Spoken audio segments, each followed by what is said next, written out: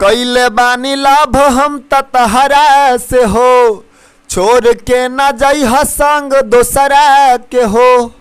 नमस्कार दोस्तों, मैं आप लोगों के बीच फिर से एक न्यू मैटर लेकर आया हूँ और वो है सैड सॉन्ग, जिसको आपने बहुत प्यार दुलार दिया था, इसीलिए मैं फिर से आपके लिए एक बार लेकर आया हूँ सैड सॉन्ग।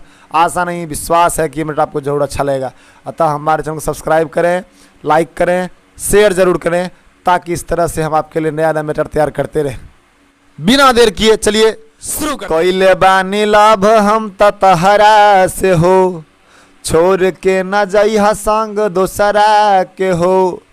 कैले बानी लाभ हम तहरा से हो, छोड़ के न जाई संग दोसरा के हो। रखब सीना से तहरा सटाई के, प्यार से प्यार के आसियाना बनल, कबो जइहा न हमके भुला के। प्यार से प्यार के आसियाना बनल, कबो जइहा न हमके भुला के। Thank you.